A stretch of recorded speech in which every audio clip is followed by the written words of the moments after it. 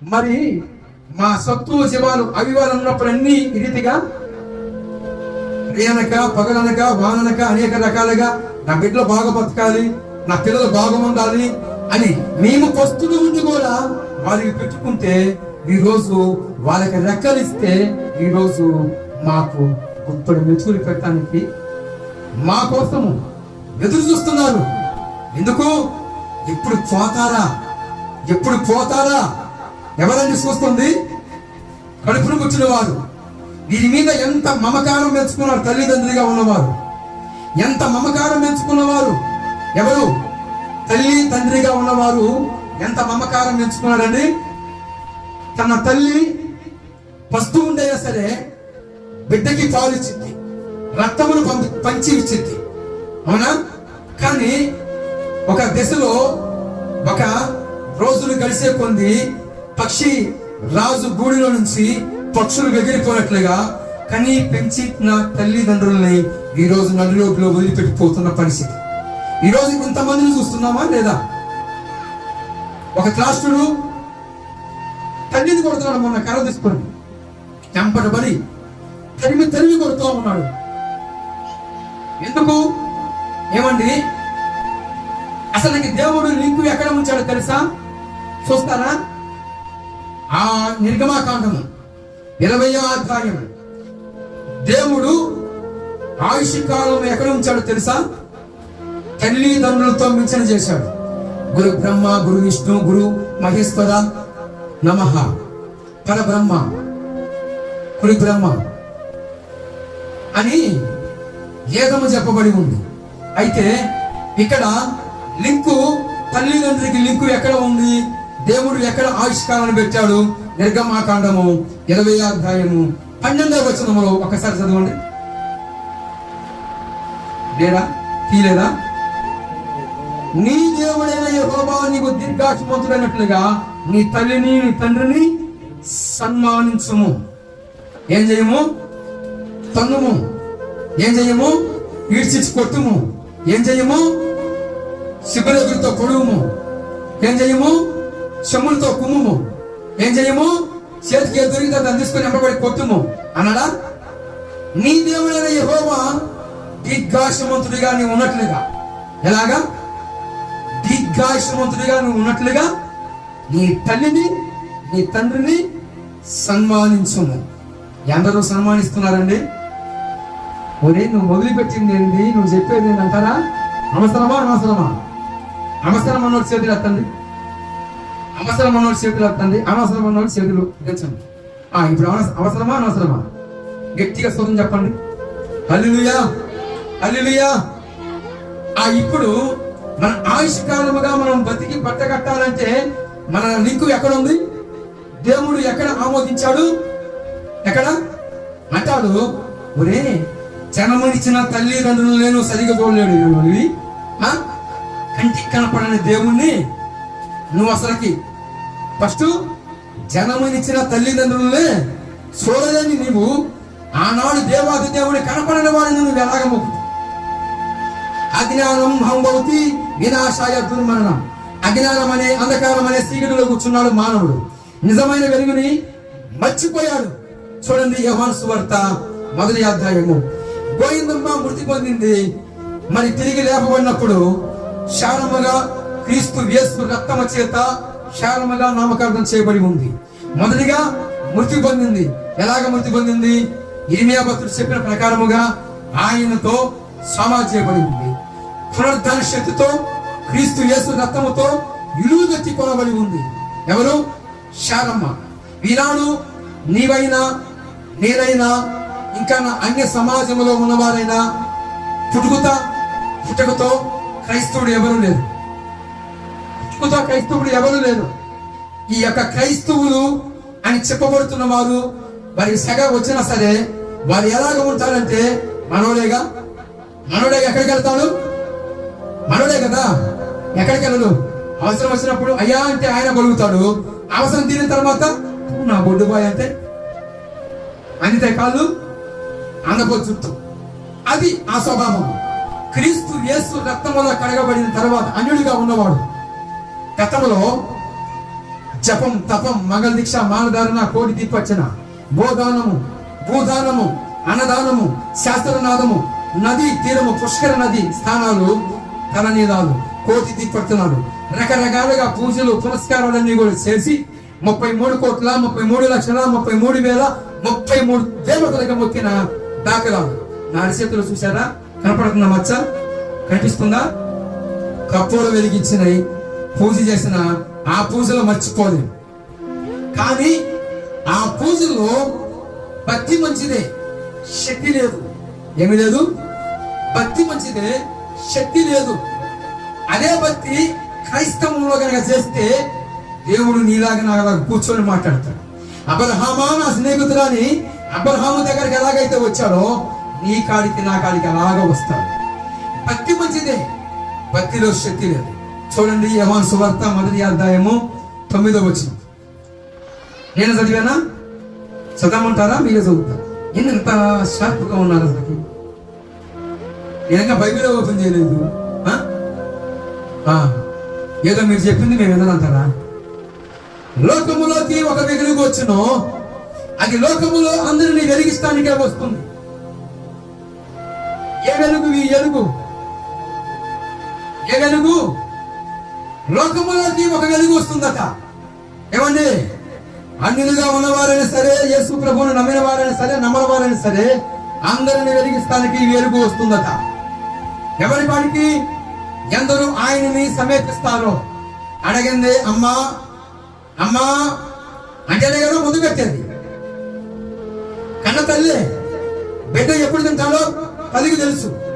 అడగింది అమ్మాయినా ముద్ద పట్టదని ఒక సామెత ఉంది, ఉందా లేదా? ఇప్పుడు ఎలుగుని కోరాలి. ఏం కోరాలి? ఈ ఎలుగుని అడగాలి.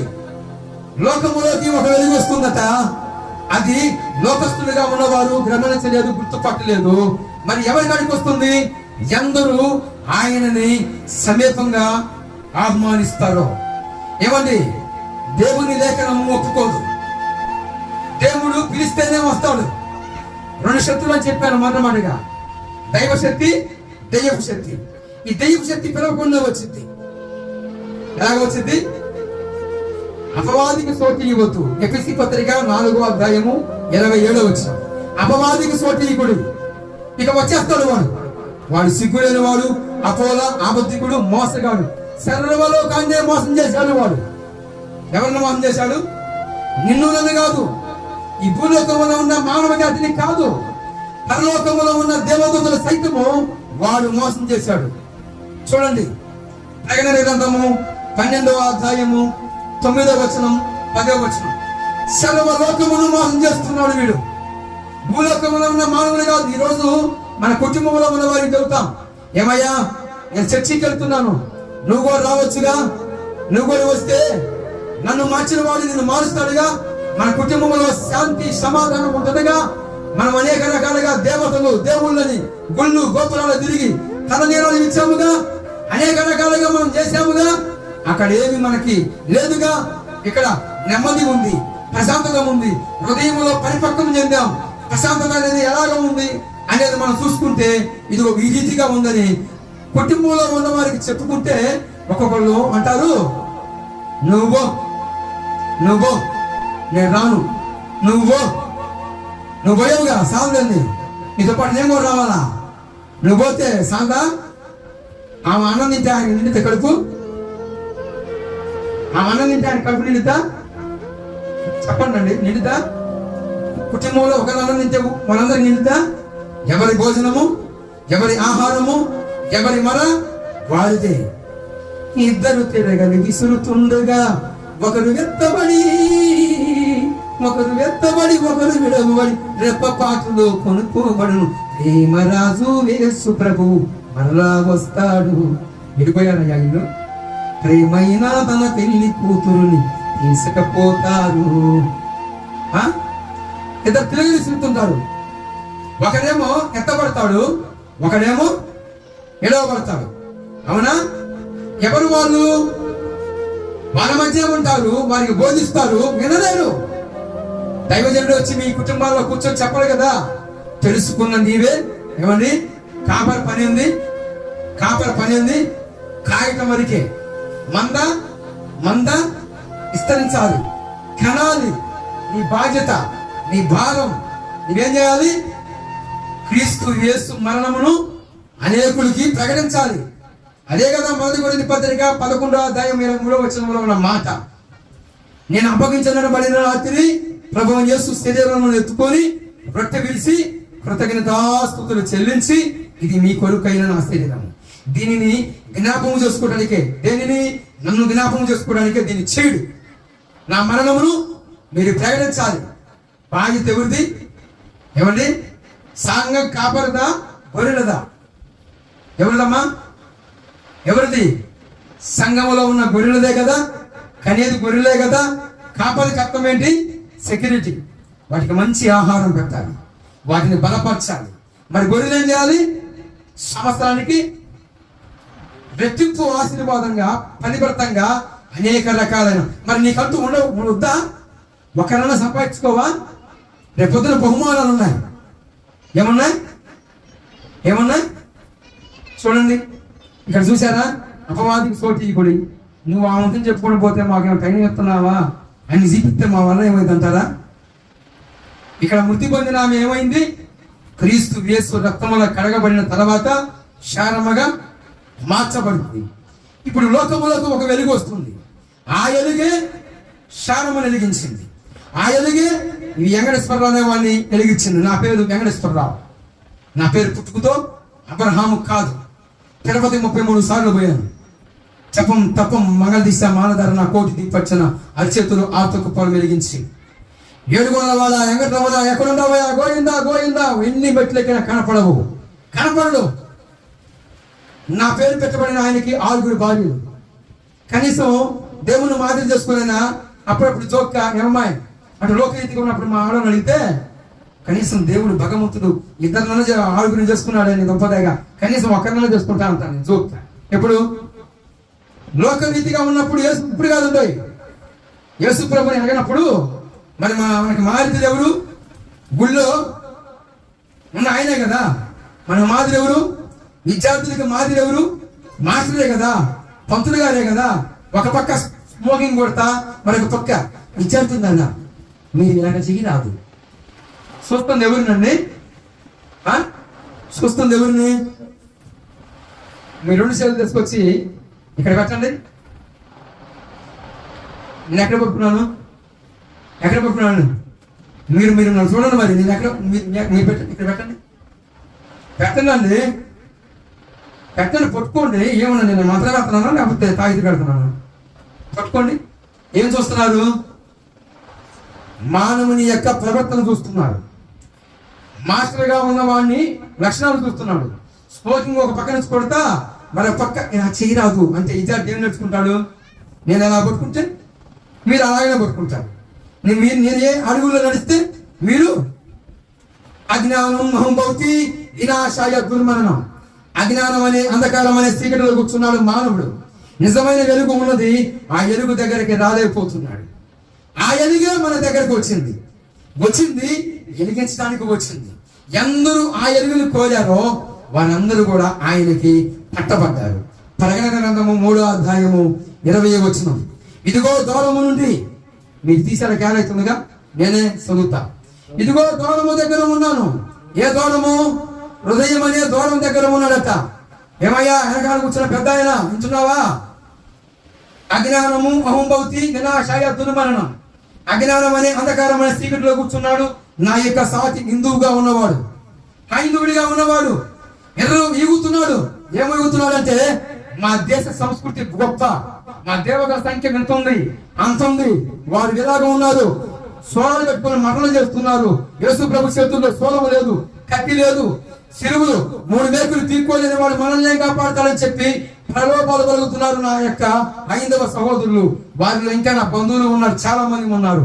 అందుకే శత్రువేదంలో ఇదిగో నా దగ్గర వేదాలు ఉన్నాయి. చదువులేదన్న ఒక దుర్మార్గుడా ఎట్టొచ్చింది అంటారేమో. దైవ దర్శనము నన్ను దర్శించిన తర్వాత లోకములోకి వెలుగు వచ్చినది. ఆ వెలుగులను వెలిగించింది క్రీస్తు యేసు రక్తములో కడగబడిన ఆనాటి నుండి నా మనోనేత్రాలు వెలిగించబడిన తర్వాత దేవాది దేవుడే నాకు గురువుగా ఉన్నాడు. హెడ్ ఆఫ్ డిపార్ట్మెంట్ గా ఉన్నాడు. ఈనాడు వీటన్నిటిని చదివే ప్రపోజిచ్చాడు. 18 పురాణాలు, 4 వేదాలు, 109 ఉపనిషత్తులు, బైబిల్ గ్రంథాన్ని 45 సార్లు పూర్తి చేశాను. గొప్ప కాదు, చదువుండా మీకు రోషం రావాలి. ఏమి రావాలని? రోషం రావాలని. చదువు లేని వాడిని నన్నే 45 సార్లు చదివిస్తే మరి చదువు ఉన్న వాళ్ళు మీరు ఎన్నిసార్లు చదవాలో చూసుకోండి. రేపొద్దున మిమ్మల్ని అడుగుతాడు అక్కడ. నేను అడగను, లెక్కల కట్టేవాడు అక్కడ ఉన్నాడు. ప్రభుకు మహిమ కలుగును గాక. ఈ రీతిగా అజ్ఞానం అనే, అంధకారం అనే ముసుగులో కూర్చున్నారు. మనం చేస్తుంది, మనం కరెక్ట్ అయిన పాయింట్లో ఉన్నామా, మనం పోతున్న మార్గము కరెక్ట్ గా మోక్షానికి చేర్చిద్దా అనేది ఒక లేదు. నిర్గమయం నిరాకారం దేవం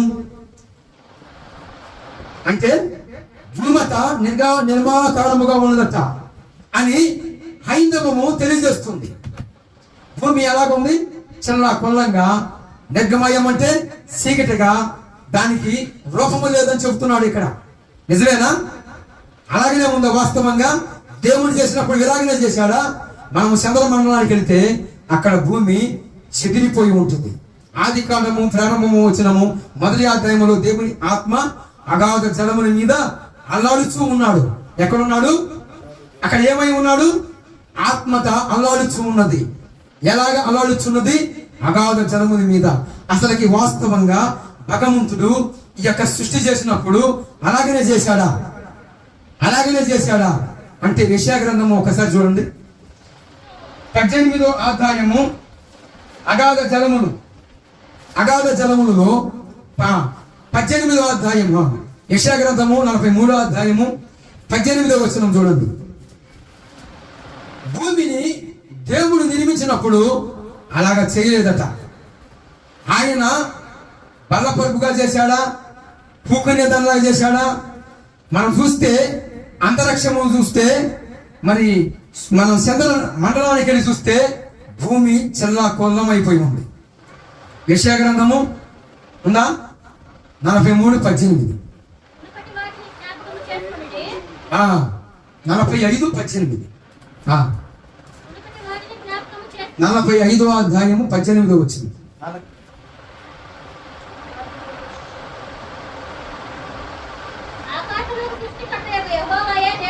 ఆకాశములకు సృష్టికర్తకు ఆ యెహోవాయే దేవుడు. భూమిని కలుగు చేసి సిద్ధపరిచి స్థిరపరచెను. నిరాకారముగా ఉన్నట్లు చేయలా. ఇక్కడ హైందవములో ఉన్న మాటలు ఏం చేస్తున్నాయి? నిరాకారము నిర్భయం దేవం అంటే హైందవములో ఉన్న వారికి అంతవరకే తెలుసు. భూమి శూన్యములో చేసిన మాట నిజమే కానీ భూమికి ఆకృతి లేదు. మరి నీకు నాకు ఆకృతి ఉందిగా. నీవు నేను మంచిగా ఆహారం వండుకొని తింటున్నాముగా. చిన్నప్పుడు నా చిన్నతనంలో మా నాన్నగారు నక్కింట నెట్టాలి కాడ నైవేద్యం పొంగించి ఇస్తరులో నైవేద్యం పెట్టి పప్పు ముద్ద పెట్టి, పప్పు ముద్ద పెట్టి దాంట్లో నెయ్యి పోసి ఒక అరగంట తలుపు లేపించి దేవుడు వచ్చి తింటారా అంటాడు. ఏం తింటాడు? దేవుడు వచ్చి తింటారా, ఒక అరగంట బయటికి పోండి అంటాడు. ఆఖరికి ఆ ఇస్తరు నిండా ఏముంటాయి? సేవలండి. తెలీదా? మీరు చేశారా? విగ్రహారాధన ఆ యొక్క ఆరాధనలో చేశారా? చేయలేదా? ఎరగదా? మరి మేము చేశాం కదా చెబుతున్నాం. మా నాన్న అంటాడు, అందరు ఇంట్లో నుంచి బయటికి పండి, ఒక అరగంట టైం ఇవ్వండి, ఇస్తరులో ఉన్న ఆహారాన్ని దేవుడే వచ్చి తింటాడు అంటాడు. నేనేం చిన్నపిల్లగాడు కదా, ఇస్తరులో ఉన్న నైవేద్యం ఆకర్షని లాగుతా ఉంటుంది. నెయ్యి పప్పుంతా తినాలని తపన. మా నాన్నేమో అడిగించి అందరూ బయటికి పోండి దేవుడు ఇస్తుంటాడు అంటాడు. ఆఖరికి ఏం నేర్తాయి సేవలో? నేనంతా మా నాన్న ఏనన్నా దేవుడు సేవేనా? దేవుడు సేవేనా అంటే నీకెందుకురా? ఏమే వీడికి పప్పు ముద్ద పెట్టి మళ్ళా నిండా ఇస్తాను, నిండా నైవేద్యం పెట్టి ఈ కుదురు నోటెడు కుదురు ఇస్తాను. ఎక్కడ వేయాలి ఇప్పుడు? సేవలు పట్టింది ఎవరైనా తింటాడా? పుడతాయి, పెదాలు పగిలిపోతాయి. తింటారా? దాన్ని తీసుకెళ్ళి బయట దేవునికని ప్రతిష్ఠించిన దాన్ని ఏలియా దినాలలో 1 రాజుల గ్రంథము 18లో ఏలియా బలి చేశాడు. బయలు ప్రవక్తలు బలి చేశాడు. ఏలియా ఇచ్చిన బలి అర్పణ దేవుడు అగ్ని అయి దహించాడు. అవునా? రెఫరెన్స్ చెప్పాలా? 18వ అధ్యాయం 1 రాజుల గ్రంథము. ఏం చేశాడు ఏలియా? యెహోవా పేరిట బలి అర్పణ చేశాడు. ఆకాశము నుండి అగ్ని దిగి వచ్చింది. ఏలియా వధించబడిన ఆ పశువుని దహన బలిగా అర్పణగా స్వీకరించబడింది. బయలు ప్రవర్తనలో పొద్దు నుంచి మధ్యాహ్నం దాకా మొత్తుకున్నారు. బయలా దిగిరా అని రోధించారు. వచ్చిందా? ఉంటేనే కదా. గతంలో అజ్ఞానం అంధకారం అనే చీకటిలో కూర్చున్న నా మనోనేత్రాలు వెలిగించింది ఎవరు? లోకములోకి వచ్చి నిజమైన వెలుగు, ఆ వెలుగు ఏమై ఉన్నది? నిన్ను నన్ను వెలిగించింది. ఈరోజు నువ్వు వచ్చావంటే నీ పట్ల ఒక సాక్ష్యం ఉంది. భూమి మీద ఉన్న వారిలో ఏ పాత్ర తక్కువైన పాత్ర? కుమ్మరి ఉన్నాడు, ఒక కుండ అమ్ముడుపోవాలని మరొక కుండ వంకరగా ఉండాలని చేస్తాడా? ఈ లోకములో ఉన్న కుమ్మరి వాడే చేయకపోతే పరలోకం కుమ్మరి నిన్ను నన్ను ఎలాగ చేశాడండి? అందరికీ విలువైన పాత్రగా, విలువ కలిగి ఉన్నట్లుగా ఆయన సిద్ధం చేశాడు. నీవు విలువ కలిగిన అవివి, నీ విలువైన పాత్రవి. ఎప్పుడు వచ్చింది విలువ? క్రీస్తు యేసు రక్తములో కడగబడిన తర్వాత వచ్చింది. నీవు ఎవరివి? ద్రాక్షావళిని నేను, తీగలు మీరు. నాకు వేరై మీరు ఫలించటము కష్టం. మీరు ఫలించాలి అంటే నాలో ఫలించాలి. ఈ మధ్యలో ఉన్న ఆయన గుర్తుపట్టండి. పోనీ మీరు చేయలేదన్నారు కదా. ఈ బ్రహ్మంగారి కాలజ్ఞానం, ఈ బ్రహ్మంగారి కాలజ్ఞానంలో ఎవిడెన్స్ చూపిస్తున్నాను నేను, సంపూర్ణ కాలజ్ఞానం. ఈ బ్రహ్మంగారి కాలజ్ఞానంలో మా తాత అన్నాడు, ఒరే బ్రహ్మంగారు రాత రాశారా అన్నాడు. ఏం రాశాడు? బ్రహ్మంగారు రాత రాశారా. అందరూ రాత రాసి తన కడుపును పుట్టిన బిడ్డకి ఎదవరాలుగా కావాలని రాశాడు అన్నాడు. ఏం కావాలన్నాడు? ఎదవ, ఐదతనము లేదు ఆమెకి, ఎదవరాలుగా ఉండాలని రాశాడని చెప్పారు. మా తాతకి తెలిసిన బ్రహ్మం ఎవరు? ఈ బ్రహ్మ గురించి చెప్పాడు. ఇది ఈ మధ్యలో ఉన్నాయని మా తాతకు తెలియదు. ఏం తెలియదు? ఇప్పటికి నా హైందవ సహోదరులకి, దేవాలయంలో ఉన్న వారికి ఈ బ్రహ్మ గురించి తెలియదండి. ఈ బ్రహ్మ పరబ్రహ్మ. ఎవరు? చేతనెత్తికెళ్ళిన రావణ బ్రహ్మం ఉన్నాడు, మై బ్రహ్మం ఉన్నాడు, లంకేశ్వరుడు బ్రహ్మ. అనేక రకాల బ్రహ్మలని మనం ట్రావెల్ చేస్తే ఇంచుమించు 15 రకాల బ్రహ్మలు ఉన్నారు. కానీ పరబ్రహ్మ ఎవరి వినా? లార్డ్ విశ్వకర్మ. ఇక్కడ ఉంది కదా లార్డ్ విశ్వకర్మ, చదువుకున్నాడు కదా. ఏముంది అక్కడ? లార్డ్ విశ్వకర్మ. ఈయనకి 39 పేర్లు ఉన్నాయి. మా తాతయ్య చెప్పింది వీళ్ళ గురించి కాదు, మాకు కనిపించిన ఆ బ్రహ్మ గురించి. ఈ బ్రహ్మ గోవిందమామం చేసుకున్నాడు. ఎవరిని చేసుకున్నాడండి? గోవిందమామం చేసుకున్నాడు. 7 పిల్లలకి జన్మనిచ్చాడు, సంతానం. ఇక్కడ దీనిలో ఒక మాట ఉంది. ఇది భవిష్య పురాణం, మహాభవిష్య పురాణం. దీనిలో ఏం చెప్పబడి ఉంది అంటే, కామ క్రోధ లోభ మోహ మద మత్సరనే వాటిని దురి గుణాలను జయించిన వాడు దేవుడు. వాటిలలో దేనికైనా బానిసైన వాడు మనుషులే కానీ దేవుడు కాదు. మరి నిన్న మొన్న నేను మొక్కిన దేవతలు దేవుళ్ళని పిలువబడుతున్న వారందరూ కూడా నా పేరు వెంకటేశ్వరరావు. నా పేరు కలిగిన ఆయనకి 6 భార్యలు. మానవ కోర్టులు ఒప్పుకోవట్లేదు. ఏం ఒప్పుకోవట్లేదు? ఈరోజు పోలీస్ స్టేషన్కి వెళ్తే ఇన్ని ఉన్నాయి ఫైళ్ళు. ఎన్నున్నాయి? ఇన్ని ఫైళ్ళు ఉన్నాయా లేవా? ఏం ఫైళ్ళు అయ్యి? ఏమండి, మా ఆయన నేనున్నా కానీ ఒక ఆమెను వేసుకొని పోయి చేసుకున్నాడండి పెళ్ళి. ఇప్పటికీ అంతుపడుతున్నా డైవర్స్. మా ఆయన నేను ఉండగానే వదిలిపెట్టి ఒక ఆమెను కట్టుకున్నాడు. ఇప్పటికీ పోలీస్ స్టేషన్లో ఇన్ని ఫైళ్ళు ఉన్నాయి. అవునా కాదా? ఇప్పుడు నేను మొక్కిన వారికి మానవ ధర్మమే ఒప్పుకోట్లా. ఎలా? 306 ప్రకారము ఒక ఆమె ఉండగా మరొక ఆమెను చేసుకుంటే అధికారులు కోటింగ్ 24 hours. ఏం కోటింగ్? Third degree. నాకు తెలియదండి, చదువుకున్నాడు, మీరే చెప్పండి. తమిళ దిగిరి కాళ్ళు కింద పెట్టి ఏల తీసి కొట్టుట. మానవ కోట్లే ఒప్పుకోవట్లేదు, దేవుడు అని మొక్కిన వారిని ఎలా ఒప్పుకోవాలి? మాదిరి ఏంటి? దైవ సేవకులు క్షమించాలి. మరి ఇంకా ఆయన అనుకున్న దైవ సేవకులు ఉన్నారు కనుక మరొక మారు సుదీర్ఘంగా ఈ విలువైన మాటల్ని మనం ఎందాము దైవ సేవకుల నోటి నుండి. గనక ఇంకా దైవ సేవకులు ఉన్నారు కనుక వారికి సమయాన్ని అప్పగిస్తే బాగుంటుందని నా విన్నపం. సరే, ఓకే, సరే. దైవజనుడు ఇద్దరు మిస్ అందరూ నాకు కరెక్ట్గా చెప్పాలి, కాల్ చేయాలి, అవునా? మరి అప్పుడు దేవుడు పగపోతాడు, కొట్టుడు కొట్టా ఇచ్చా పెట్టా. సరే, ఇప్పుడు గోవిందమ్మ అనే ఆమె ఏమైంది? క్రీస్తు నందు మృతి పొంది తిరిగి యేసులో అంటుకట్టబడి ఏమైంది?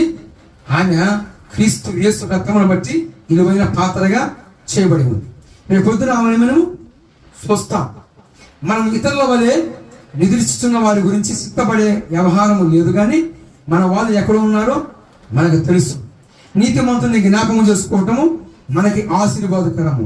సామెతల గ్రంథము 10వ అధ్యాయము 7వ వచనం. నేను చూపించలే ఎక్కువ, ఇక రాసుకోండి రిఫరెన్స్.